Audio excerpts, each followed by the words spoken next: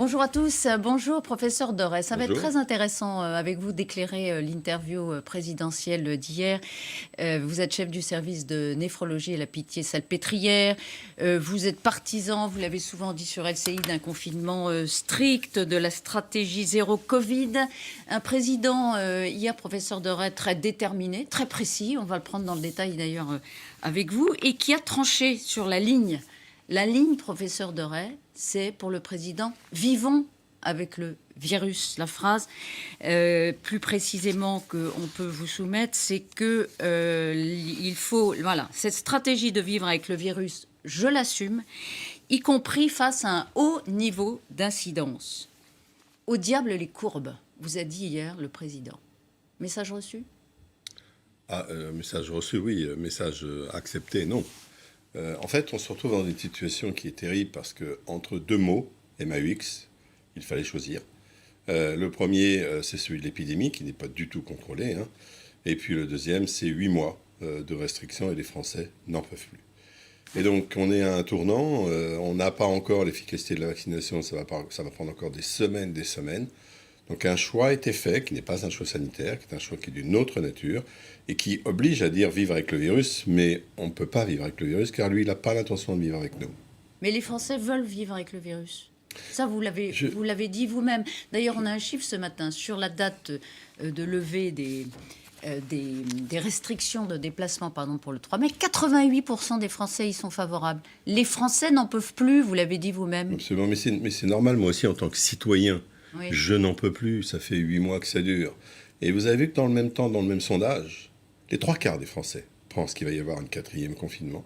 Et donc il y a un sacré paradoxe, hein, et c'est assez logique.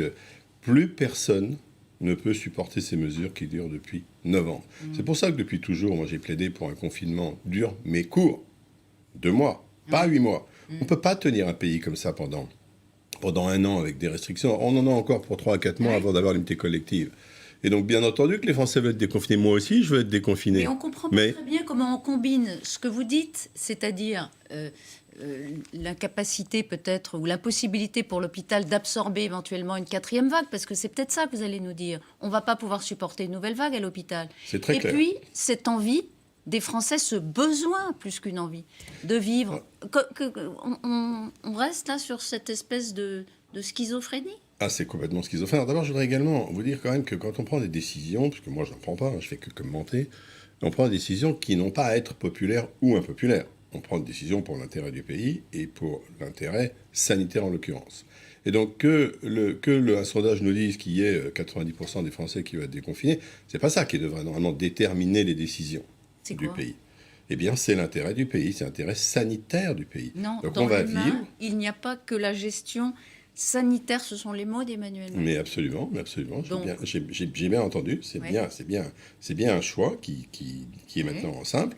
C'est nous acceptons les 300 morts par jour, les Covid longues, et une fois de plus, pour une raison que moi je comprends bien, le pays n'en peut plus. Vous savez, dans ce choix, qu'est-ce qui est important ? En fait, il faut juste que ceux qui nous écoutent soient bien informés. On va déconfiner le pays, ça c'est clair. Et dans le même temps, nous allons avoir une pression pour la reprise de l'épidémie qui est quasi inévitable. On ne peut pas... Là, ça baisse un petit peu, soyons précis. Voilà. En ce moment, ça baisse un tout petit peu. Alors, on a une vingtaine d'hospitalisations en moins, je n'ai plus les chiffres de mémoire, mais ça baisse un tout petit peu. Modeste. On est à 280, 290, puisque maintenant tout le monde connaît ces chiffres pour 100 000. Ça va remonter. On déconfine à un niveau très élevé de l'épidémie. Il n'y a pas d'équivalent en Europe, quasiment pas. D'accord. En Allemagne, on prend des mesures restrictives à 100. En Italie, à 150. Vous parlez du taux d'incidence. Oui, pour 100 000. Et nous, c'est 400 qui a été fixé, qui repose sur le plan scientifique sur rien. Et donc, on est à un seuil de contamination qui est très élevé. Il faut juste que les Français soient informés. Ça veut dire quoi ? Ça veut dire que si on lève les mesures maintenant, et on va les lever, pour des raisons qui sont tout à fait compréhensibles d'ailleurs, inévitablement, parce que la vaccination n'est pas suffisamment encore développée, l'épidémie va reprendre, et inévitablement, pas à 100%, c'est jamais 100% la médecine, on risque d'avoir de nouveau des hôpitaux submergés et des rats submergés. À partir du moment où on sait ça, et où on accepte ça, c'est-à-dire que la France accepte ces morts, ces Covid longs, et ces déprogrammations, et ces hôpitaux qui n'en peuvent plus, c'est un choix de société. C'est pas aux médecins de décider. Moi, j'ai rien à décider, moi. Le choix de société qui est représenté par notre président, c'est on accepte cette situation hospitalière. Et je voudrais vous faire une remarque. En mai dernier, Mais vous le contestez, ce choix? j'ai pas Vous dites, contesté, c'est pas un pari. j'ai pas contesté le choix. choix. J'ai à faire un constat, moi. Oui, alors, Je fais un quels constat sont médical. les risques de ce choix? Le choix, les risques, ils sont très simples. Nous avons une pression qui est... Nous avons des éléments pour une reprise de l'épidémie et on a un élément contre la reprise de l'épidémie. Contre la reprise de l'épidémie, c'est la vaccination. Et accessoirement, la chaleur, mais ça ne va pas tellement compter. Pour la reprise de l'épidémie, c'est très simple. Ce sont les variants et la circulation des On va personnes. reprendre tout ça dans l'ordre, hein, parce qu'il y a beaucoup de choses dans ce que vous dites. Ouais. Ces deux éléments, c'est-à-dire la levée des restrictions et donc la circulation des personnes et les variants, vont quasiment inévitablement, c'est ce que nous disent les dernières modélisations, faire reprendre l'épidémie. Si on reprend l'épidémie, les hôpitaux ne pourront plus absorber une vague Alors, supplémentaire. soyons précis pour qu'on comprenne, parce que vous nous donnez des rendez-vous, peut-être qu'on va pouvoir agir pour éviter ça. La reprise de l'épidémie, ça veut dire quoi? Ça veut dire plus de patients infectés, plus de patients dans les hôpitaux, mais à plus de quel patients niveau? dans le réa. On est déjà très haut. Ah, on est déjà... Donc, vous dites on est déjà là, très haut, donc reprise, ça on veut ne dire respire quoi? plus. Ça veut dire que s'il y a une augmentation, une reprise de l'épidémie au-dessus, par exemple, des 300 cas par jour, en moyenne en France, parce que vous le savez ailleurs, c'est beaucoup. Vous parlez des morts, là? Non, pardon. 300 cas pour 100 000 habitants, c'est à peu près ce qu'on a en France, 280.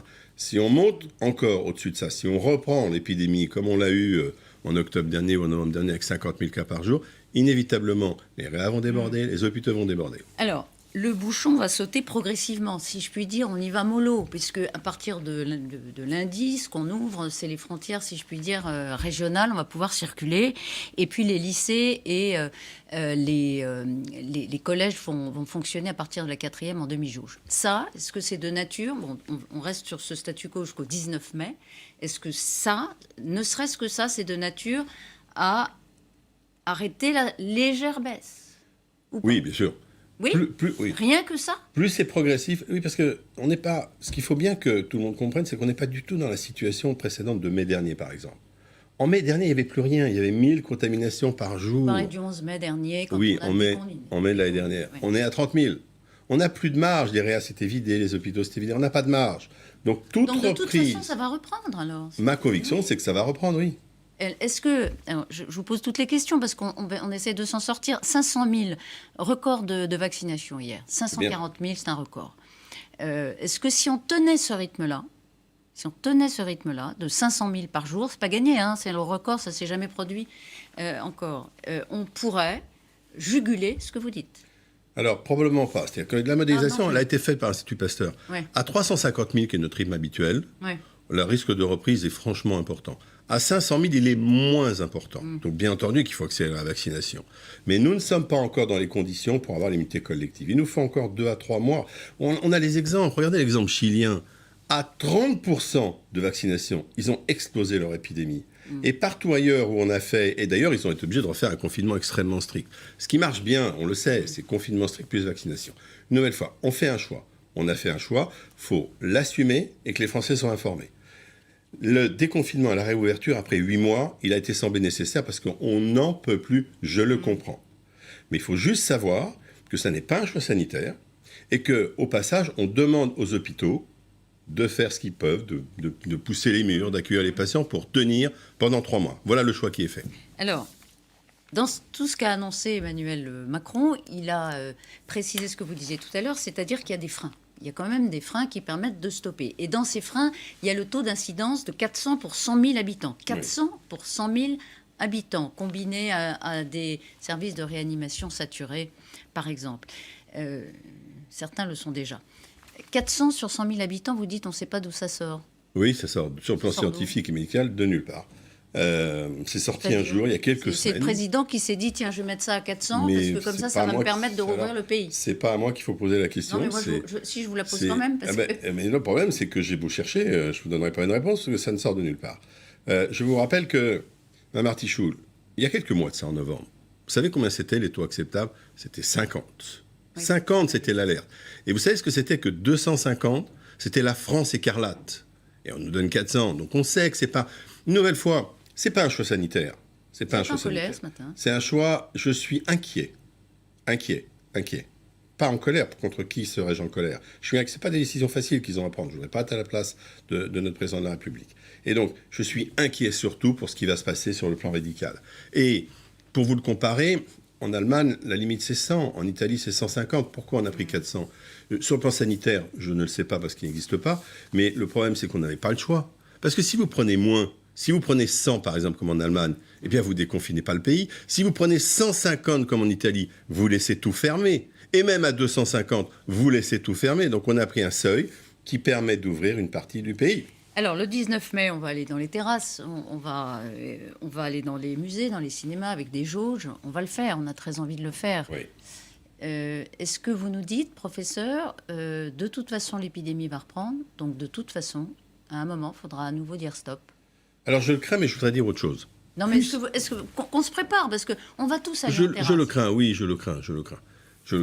Donc un nouveau confinement, pour vous, il est assez inévitable. Je le crains, oui. Et je voudrais également dire que puisqu'on est dans cette situation et qu'un choix a été fait, alors à ce moment, on va assumer ce choix. Nous, on va se battre, évidemment, dans les hôpitaux. Et dans le même temps, ce que je dis de très important, ceux qui nous écoutent, protégez-vous. C'est-à-dire la guerre n'est pas finie. Qu'est-ce qu'on fait de plus qu'on ne fait déjà? Alors, on met déjà des masques. La grande différence, c'est que maintenant, on va se remélanger. C'est ça, la grande différence. Donc, quand vous irez sur une terrasse, au cinéma, au restaurant, au musée, protégez-vous, gardez les masques, gardez vos distances. C'est ça qui est important. On va les enlever pour Alors, quand on sera à l'extérieur, le risque sera moins important. Donc, évitez les extérieurs avec des foules. Si vous allez au cinéma, gardez le masque pendant toute la séance. Au musée, ça sert à quelque chose. On regarde le... Oui, vous avez des brassages, vous avez des gens qui rentrent, puis des gens qui vont sortir. Okay. Puis vous allez, à un moment, vous lever, vous allez avoir des gens qui vont parler autour de vous. Protégez-vous, pitié, protégez-vous. On ne veut pas, nous, dans les hôpitaux, vous recevoir. On ne veut pas vous voir dans les hôpitaux. Protégez-vous. Nous entrons dans une zone de turbulence. Nous en sortirons grâce au vaccin. J'espère que vers juillet, vers août, vraiment, on va pouvoir contrôler l'épidémie. Mais protégez-vous. Alors, encore beaucoup de questions, très peu de temps. La vaccination, elle n'est pas ouverte à toutes les classes d'âge. Il reste sur sa doctrine, le président Macron, priorisé par âge. Il n'ouvre pas à toute la population. Est-ce que vous le regrettez? Je le regrette parce qu'il faut faire les deux. Il faut continuer à prioriser. Pourquoi? Parce qu'il faut vacciner d'abord ceux qui risquent de finir à l'hôpital et en réanimation. C'est un très bon choix qui a été pris. Mais quand vers la fin de la journée, 1 heure ou 2 heures avant la fermeture, il reste des doses, il faut les faire. Il faut accélérer, donc un peu de souplesse, un peu d'adaptation. Allez, en fin de journée. Allez, à 17h par exemple, il vous reste des doses, faites-les à qui viendra. Vous le faites à l'hôpital, non? Alors, à l'hôpital, on vaccine à l'intérieur de l'hôpital, donc c'est différent. C'est à l'extérieur que ça va se passer. Mais enfin, vous dites aux médecins, faites-le. Voilà. Oui, il faut être pragmatique. Même si on a 20 ans, on a 30 ans, oui, il faut y aller. Évidemment. Alors, Le variant indien, il fait peur. En quelques mots, professeur, il y a un variant sud-africain, un variant brésilien, il y a un variant indien. Ça y est, il est en France. Personne ne doutait qu'il ne passerait pas la frontière de toute façon. Il est là. Pourquoi il fait plus peur que les autres? D'abord, ces variants en général, ils sont plus contaminants, plus infectieux, se répandent plus vite. Peut-être pas plus létals. La deuxième caractéristique, c'est que les patients sont de plus en plus jeunes partout. Oui. Puis la troisième chose, c'est qu'il y a l'image qui compte. Quand on voit l'Inde dévastée, comme elle est dévastée, mais pas seulement à cause du virus, à cause de l'effondrement du système de soins et des choix qui ont été faits, qui fait qu'il y a du virus partout, le variant semble plus inquiétant. Pour l'instant, il est très peu présent en France. C'est pas ce variant qui m'inquiète, c'est le brassage des populations. Mais le variant indien, on dit que c'est lui quand même qui est le plus menaçant. Entre l'apparition du variant anglais sur le territoire et puis sa domination sur le marché du virus, et aujourd'hui il a 83%, il s'est passé plusieurs mois. Absolument. Combien de temps faudra-t-il pour le variant anglais, entre aujourd'hui où il arrive et le fait qu'il prenne 80% du marché à nouveau, lui, plusieurs mois? Alors, pour l'instant, on ne le sait pas, mais oui, ça ne va pas se faire en 2 jours. L'automne prochain. Ça va pas se faire en 2 jours. C'est ça la quatrième vague? Non, c'est pas ça la quatrième vague. La quatrième vague, c'est tous les virus. Et vous savez, le variant sud-africain et brésilien sont beaucoup plus présents que le variant indien sur le territoire. La question, c'est pas tellement les variants, que ce soit le variant anglais, brésilien ou les autres, c'est de contenir l'épidémie et d'empêcher que le virus se multiplie. Les variants, comment ils se forment? Ils se forment parce que le virus se multiplie dans notre corps. Donc, si on bloque la multiplication du virus, on bloque les variants. C'est globalement qu'il faut contenir l'épidémie. Et les vaccins, ils sont... ils nous protègent du variant indien ou pas? On a une bonne nouvelle. En Israël, sur les 41 cas qui ont été observés, vous n'avez que 4 cas de patients qui ont été vaccinés, alors qui ont eu le variant indien, et aucun des 4 cas n'a fini en réanimation. Donc pour l'instant, sur cette petite observation, peut-être que nos vaccins sont efficaces, et Pfizer-BioNTech nous dit que c'est efficace. Avec les vaccins, nous vaincrons. C'est la période intermédiaire qui va être très dure. En attendant, je retiens votre message. On ne veut pas vous voir dans nos services. Donc, protégez-vous. merci. Merci à vous. Professeur Deray d'avoir été ce matin sur le plateau de LCI avec ce message énergique. On va dire que vous êtes un alarmiste optimiste, c'est ça? Je suis optimiste sur le moyen terme, c'est-à-dire, juillet-août. Très inquiet sur les 3 mois qui viennent. Merci d'avoir été Merci avec à nous. vous.